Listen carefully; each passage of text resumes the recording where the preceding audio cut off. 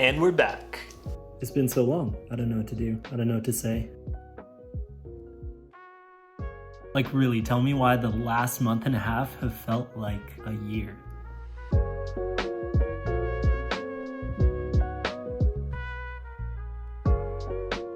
Anyway, I'm back at it, got the camera set up, we're rolling, and I'm truly excited for the recipe I'm gonna share with you all today. Today we're making something really special, something a little out of the ordinary for my non-Filipino family and friends. And in general, next to lumpia, this is one of my very favorite fried snacks. Today we're making something really lovely called Ukoy. So what exactly is Ukoy? Well, let me show you. Okonomiyaki, latkes, changyobing. Most cultures have their own version of a savory pancake or fritter. Ukoy or okoy are these beautiful, crispy Filipino deep-fried fritters made with shrimp and various types of vegetables. Most often these vegetables will include calabaza, sweet potato, mung bean sprouts, scallions, carrots, and sometimes even papaya.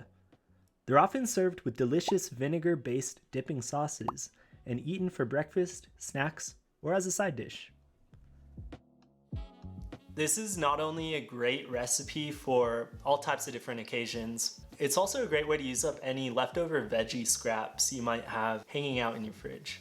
As previously explained, ukoy is usually made with shrimp, but today I'm actually going to mix things up quite a bit. We're going to make a vegan version that all my fellow plant-loving friends can enjoy shrimp-free. So speaking of which, let's go over the ingredients before getting into the recipe. Alright, so we're going real simple with the ingredients today. I've got a sweet potato. Alongside that, I'll be using a Yukon Gold potato, but feel free to use whatever kind you like. Let's also use onion, some carrot, garlic. I've got part of a cabbage I'm going to use up. I've also got some cornstarch. Alongside that, we'll use flour and baking powder. For the dipping sauce, rice vinegar and chili flakes. If you have fresh chili, feel free to use that. And last but not least, some nori.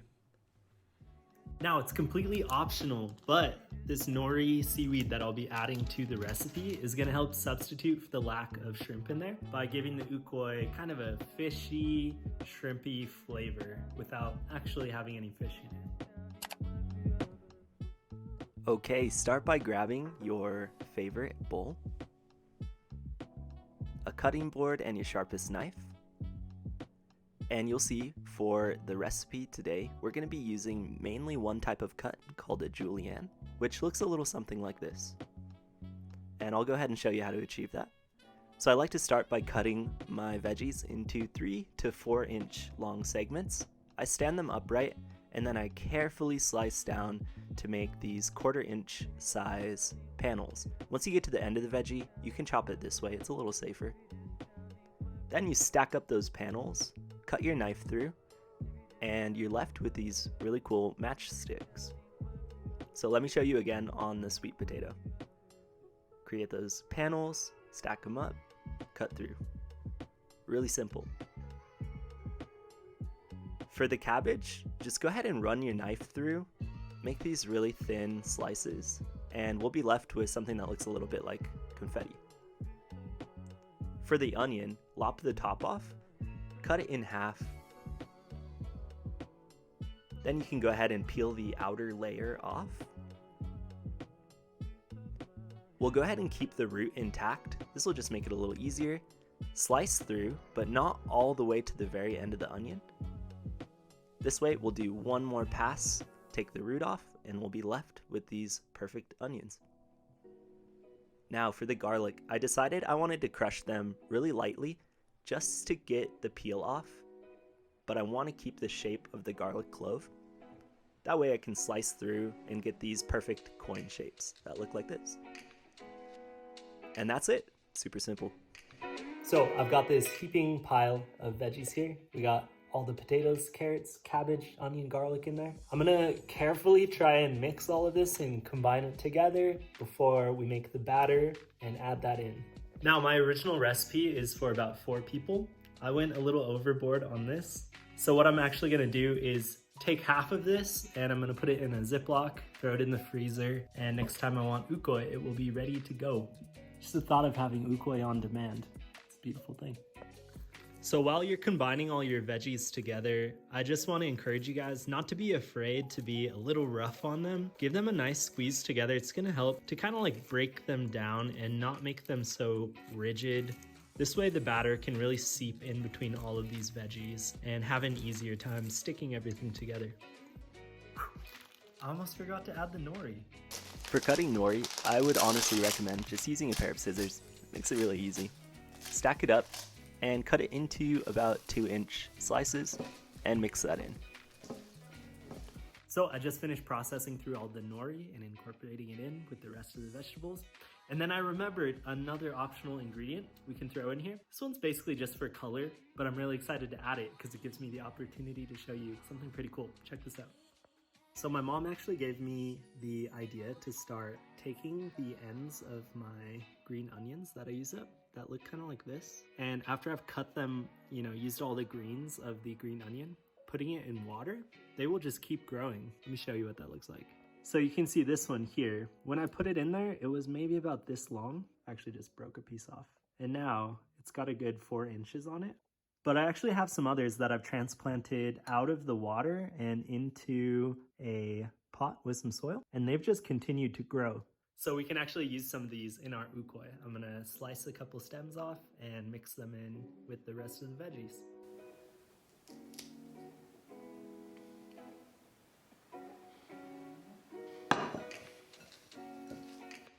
Okay, so we're about halfway done. At this point, it's a great idea to take your pan, add some oil, and start heating it up.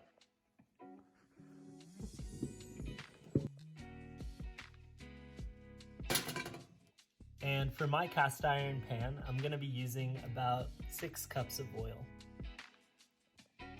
We're gonna turn this on about medium heat. Okay, so now that this is warming, let's go add the dry ingredients.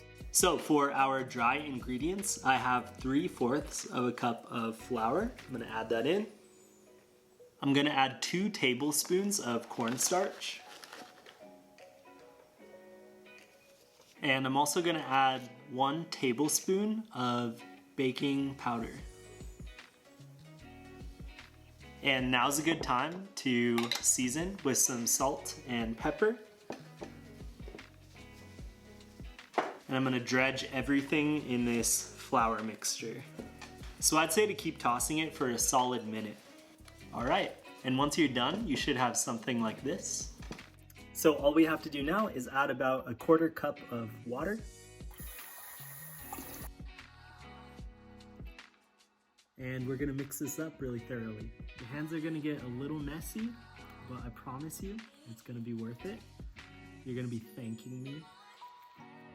Which reminds me, we're at a beautiful point, an amazing opportunity for me to remind you, if you've made it this far in the video, please comment, like the video, give it a thumbs up. And if you're not subscribed, hopefully you are, but if you're not, please subscribe. It would mean the world to me.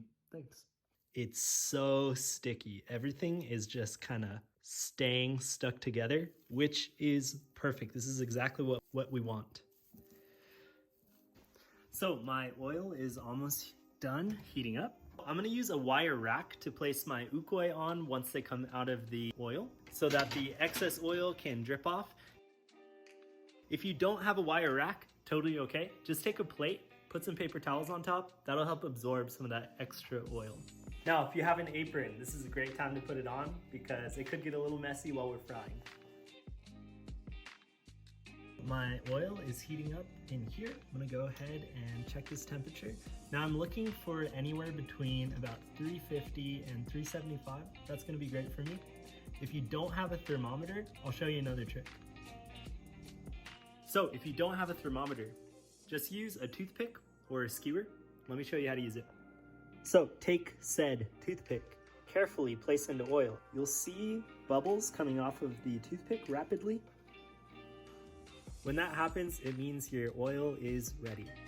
So the moment of truth is finally here. Our ukoy is all put together, oil's hot, This is ready to fry. So what I'm gonna do is I'm gonna pull this apart into, I'd say about golf ball, maybe a little bigger size pieces. And I'm gonna place it into the hot oil, 3 at a time, to make sure I'm giving a lot of room in the pan for these to cook evenly. And really, we're just gonna be watching for these to reach a nice golden brown color. Should take anywhere from about 1.5 to 3 minutes on each side. All right, let's do it. I'm excited.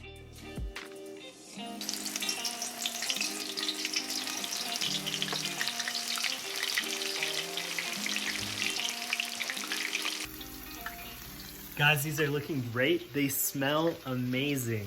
I'm watching them really carefully to make sure they don't get too dark. If that starts to happen, carefully take some tongs and you can flip them over and start cooking the other side.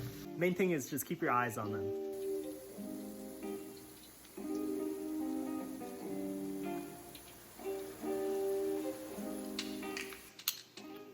It smells so good in here.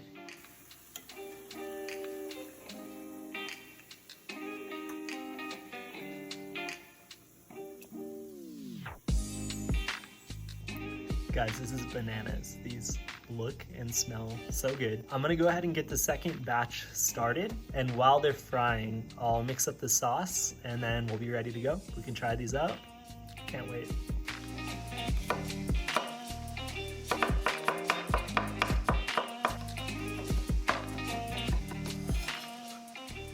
Make sure your garlic is minced up really fine. The finer, the better.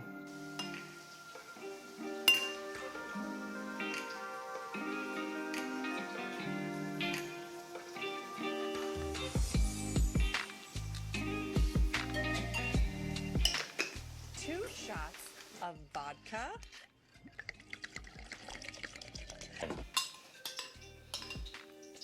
The sauce is just about ready. This is what you're looking for. It's very liquidy, but it does this magical thing where the chili and the garlic kind of floats on top of the vinegar. So when you dip your ukoy in, you always get a little bit that attaches to your ukoy. It's a nice bite.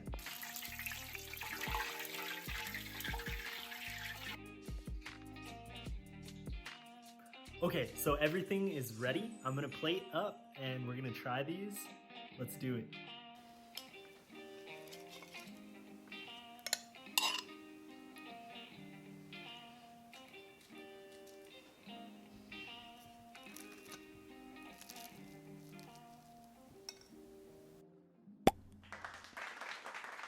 All right, everybody, we are all plated up. I'm finally gonna try these.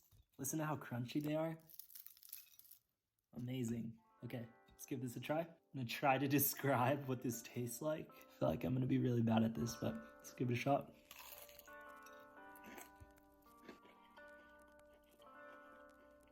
Get some of that vinegar. Wow. Okay, so basically I just want you to think of hash browns. Who doesn't like hash browns? Think of the best hash browns you've ever had. These are like 10 times as good.